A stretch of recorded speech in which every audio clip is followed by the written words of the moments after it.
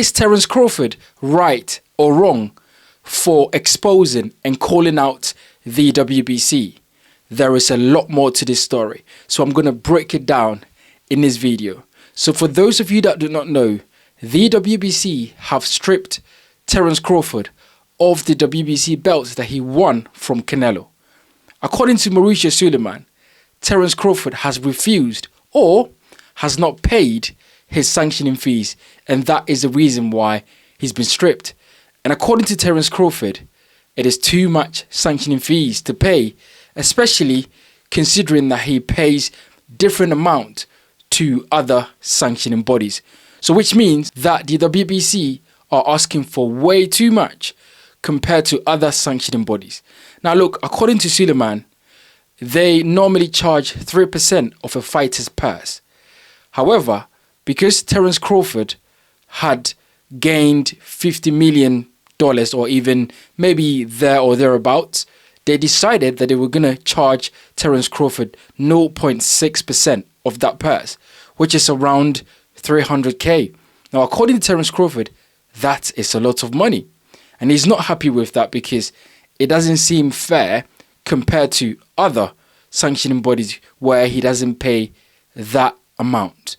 Now, according to Crawford, the WBC are not better than any other sanctioning body. So why would he pay that amount to a sanctioning body or to people that are basically not in the ring and are not risking their lives?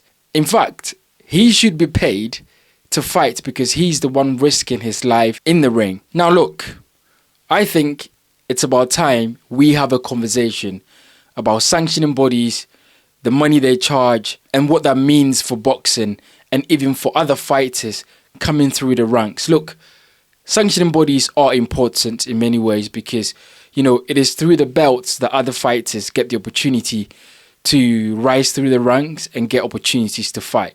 So that is important.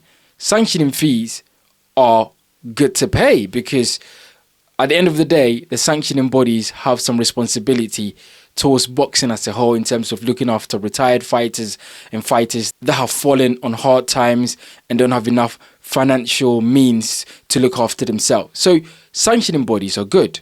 Sanctioning fees are to be paid.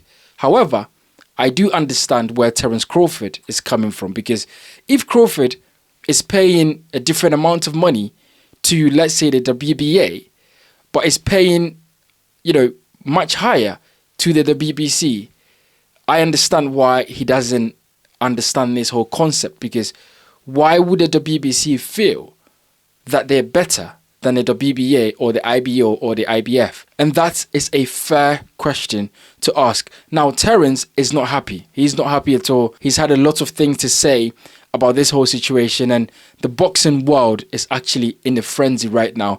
You have a lot of fans siding with Terence Crawford. You've got promoters like Eddie Hearn and even Oscar De La Hoya who are a little bit on the side of the WBC.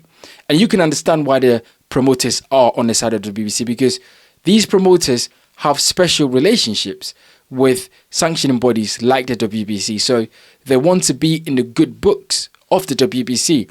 But then you have a lot of fans and fighters who are siding with Terence Crawford because people understand the sacrifices the fighters have to make to get into the ring. So when they've made money through blood, sweat and tears and the sacrifices of leaving their families for a very long time, and they're being charged a lot of money because they're fighting for that sanctioning body, that is a lot for a lot of fighters to take. And I think that Crawford is making a point here. And I think it's about time that someone with a name stands up and says the truth. Now, a lot of people will argue that Terence Crawford is attached to the TKO and Dana White and what they're trying to do in terms of having a one belt in boxing sort of thing, which I disagree with, by the way. But I can understand where Terence Crawford is coming from, because I have had my disagreement with the WBC on so many levels. And I think they're one of the organizations that do not enforce their mandatories enough. I think they're one of the organizations that allow a lot of fighters, a lot of their fighters and their champions avoid other fighters. And I'll give you a prime example. Deontay Wilder was holding the WBC belt, and Dillian Whyte was the mandatory challenger for that belt. And the whole world, the whole boxing world, were asking for Dillian Whyte to get his shot against Deontay Wilder. Not once, for years, not once did the WBC ordered Deontay Wilder or forced Deontay Wilder, the champion, to give Dillian Whyte his fair shot. The WBC are known to be notoriously corrupted when it comes to enforcing their mandatories and giving other fighters the opportunity to fight for the belt. But one thing that they do is that they're quick to take fees, and in this case, taking a lot of money from someone like a Terence Crawford. So look, the WBC are not exactly clean sanctioning body in boxing. The WBC are known to do dubious things. The WBC are known to make decisions that a lot of fighters and a lot of fans do not agree with.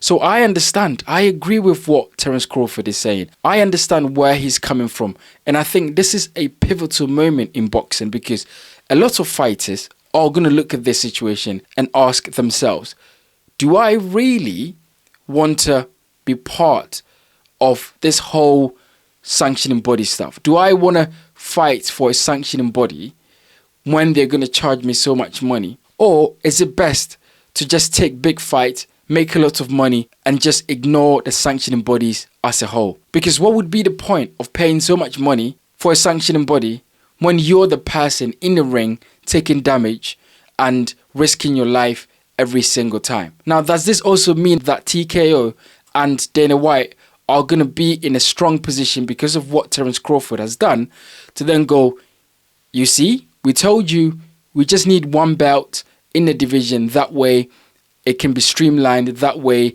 we can turn boxing into the UFC and so forth. So there is a lot of things that is going to come after this incident between Terence Crawford and the WBC. I am interested to know what you guys think about this. Where do you sit? Do you agree with Terence Crawford in saying that he doesn't think he should pay too much money to the WBC compared to other sanctioning bodies? Or do you side with Eddie Hearn and Oscar De La Hoya in saying the WBC have the right to charge Terence Crawford the amount of money that they've been charging?